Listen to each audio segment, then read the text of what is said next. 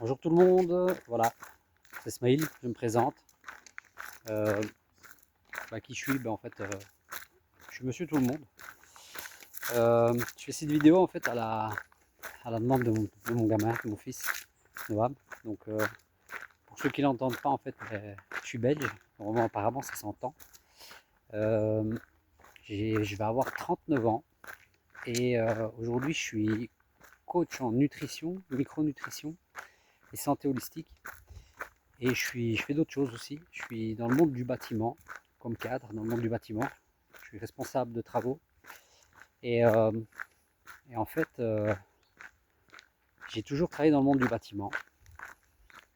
Et en fait, voilà, ça a toujours été un monde, en fait, un métier dans lequel, en fait, on se lève tôt, on rentre tard, on doit gérer des équipes, on doit gérer des clients, on doit voyager entre les chantiers, on doit gérer les appels téléphoniques, les réunions d'architectes. Les collaborateurs avec les dessinateurs, mais voilà, un monde en fait relativement stressant. Pourquoi je vous raconte ça? C'est parce que en fait c'est grâce à enfin grâce, oui, on va dire grâce actuellement, tout à fait. C'est suite à ce parcours, dans ce monde-là, que en fait il m'arrive plein de choses qui fait que je suis l'homme d'aujourd'hui. Je suis fier d'être l'homme que je suis aujourd'hui.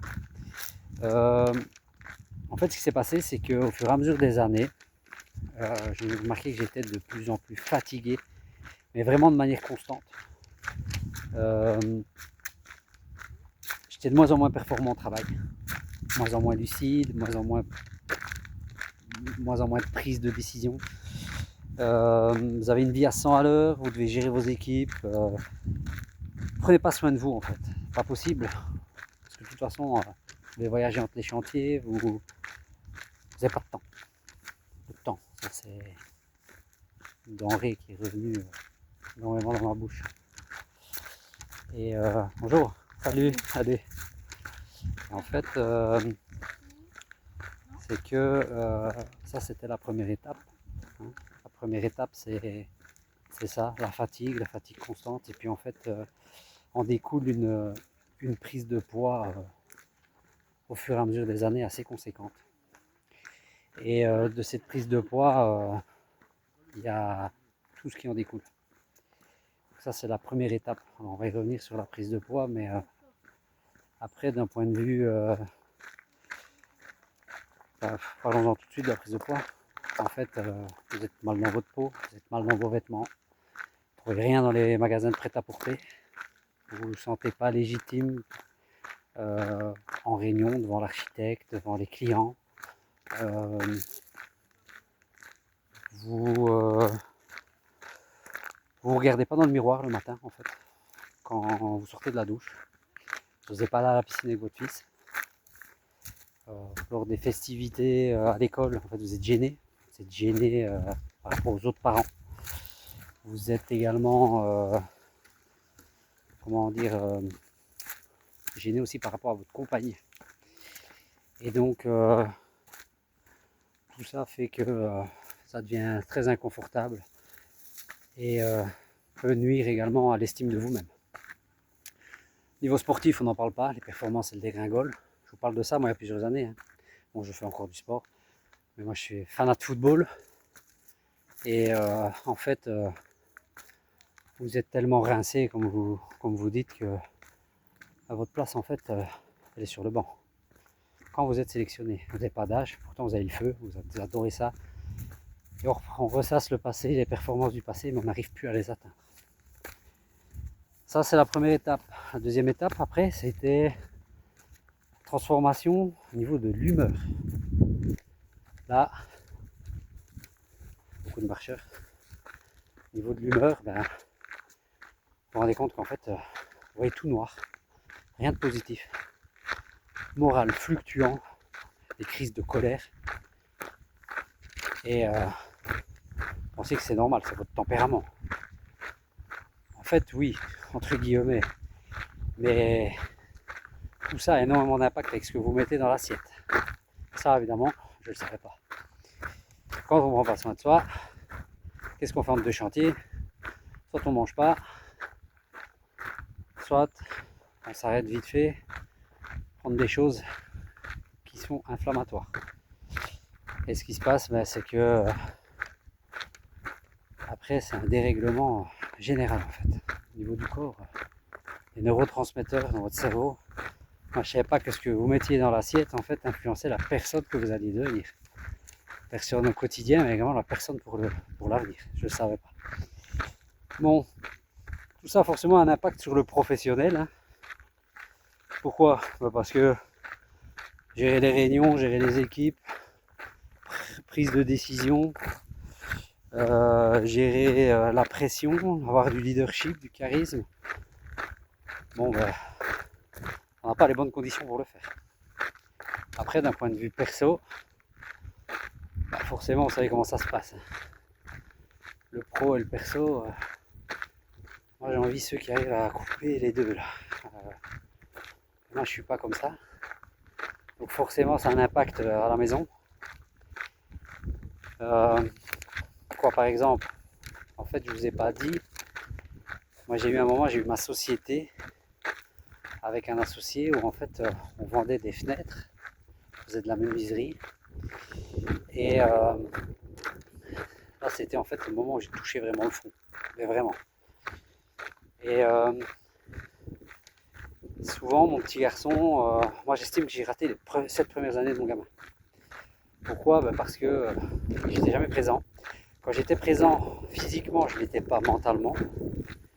Toujours la tête dans les nuages, toujours essayer qu'est-ce qui va me tomber sur la tête, et j'ai pas fait ci, et j'ai pas fait ça. Et puis donc souvent mon petit garçon essayait de jouer avec moi, et puis je lui disais écoute, pas maintenant, j'ai pas le temps, je suis en train de faire des. Je me souviens une fois, t'es venu me tirer sur le bras, et en fait je faisais des factures. Je faisais des factures en soirée, c'était ma boîte quoi, donc fallait que ça tourne. Vous savez, vous auto-convainquez, comment on dit? Ouais, s'auto-convaincre, ouais. Que faites ça pour la famille en fait. Ce qui se passe, c'est que dans votre inconfort, votre boulot, c'est votre seule zone de confort. Parce que c'est quelque chose que vous maîtrisez, même si ça vous fait du mal, et en fait, vous avez besoin de ça parce qu'en fait, l'estime de vous naturelle, tout ça, il n'y en a plus quoi. Et donc, je me souviens, elle me demande pour jouer avec moi, et puis je lui dis non. Je ne me rappelle plus du nom de la dame qui j'étais en train de faire la facture, mais à ce moment-là m'a quand même marqué, et puis je te demanderai jamais plus pour jouer avec moi. Souvent, j'allais près de mon fils le soir l'embrasser, ça arrivait très très souvent. Il dormait forcément, avant que moi j'aille dormir. Et puis j'avais les larmes aux yeux. Pourquoi? Parce que je lui demandais pardon.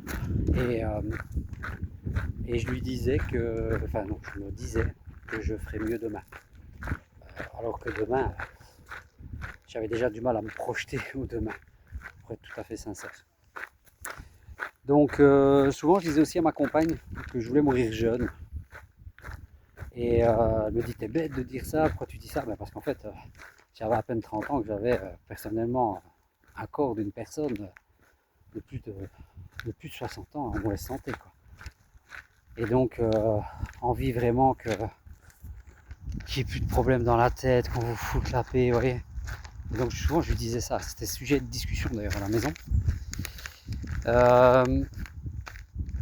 J'avais plus aucune capacité d'apprentissage, de développement, d'envie aussi, de développement, d'apprendre.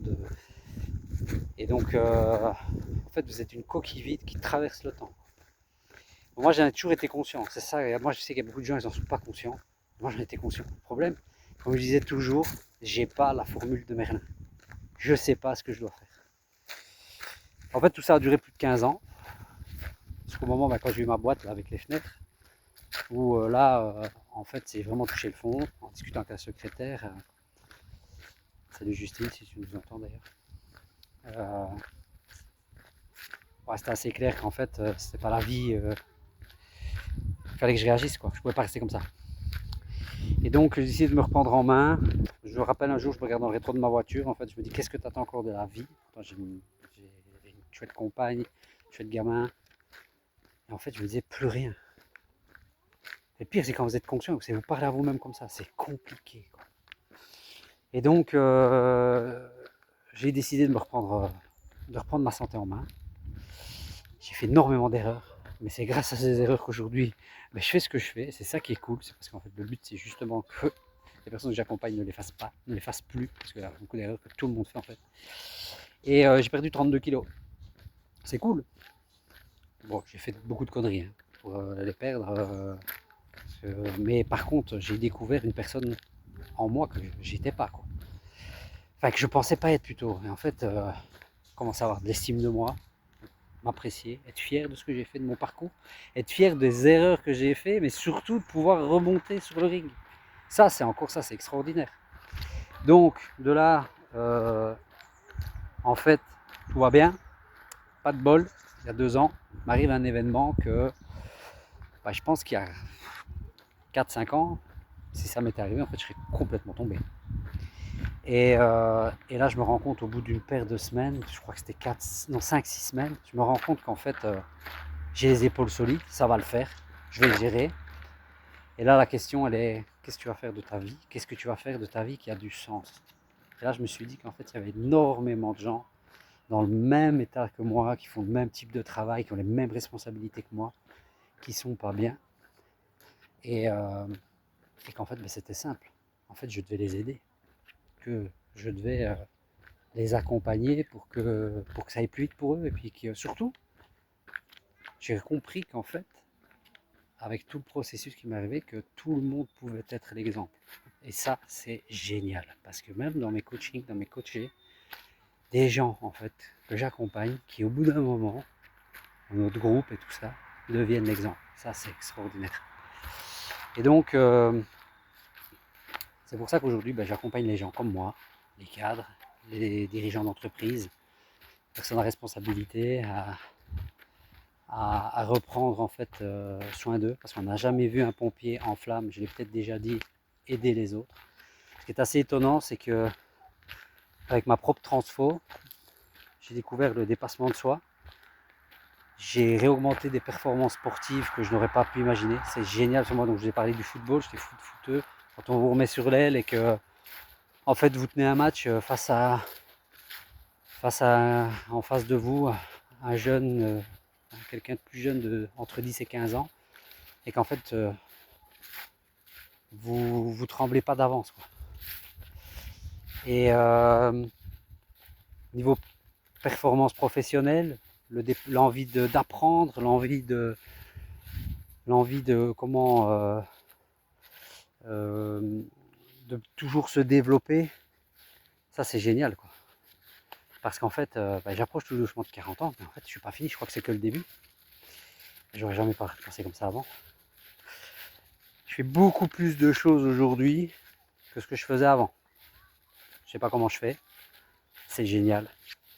En prenant du temps pour moi, parce que je vais au sport, parce que je prends des coachings, parce que j'ai mon boulot, je m'occupe également. Par contre, j'arrive à m'occuper de mon fils pour aller au football, passer du temps avec lui de qualité. Et j'ai envie de dire, c'est même pas une renaissance, je crois que c'est une naissance. Aujourd'hui, ce qui est top, c'est qu'en fait, j'ai envie de mourir vieux et de voir mes petits-enfants et de ne pas rater les 7 premières années avec eux.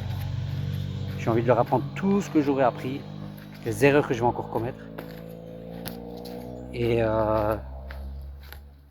en fait, je suis plus du tout la même personne que celle que j'étais.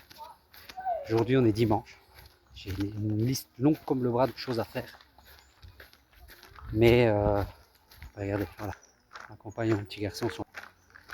Et en fait, ça m'inquiète pas trop parce que aujourd'hui, je sais que j'ai les épaules solides pour pouvoir organiser ça, pour pouvoir gérer. Et donc là, je vais aller terminer la promenade à balade avec eux.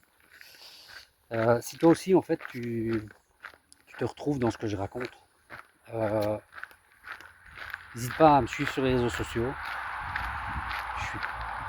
J'ai des efforts à faire par rapport au visuel et tout ça, mais par contre, je vais essayer de créer un peu de contenu qui sera actionnable et qui pourra donner des pistes à mettre en place. Et si tu as besoin de parler, il ne faut pas hésiter, il faut venir. Parce que j'étais dans ton cas. Moi, j'aurais voulu, en fait, l'accompagnement que je fais aujourd'hui, je le fais comme j'aurais voulu qu'on fasse pour moi. Moi, je suis un passionné de ça. Ça m'a sauvé la vie 2 fois pour moi. Et donc,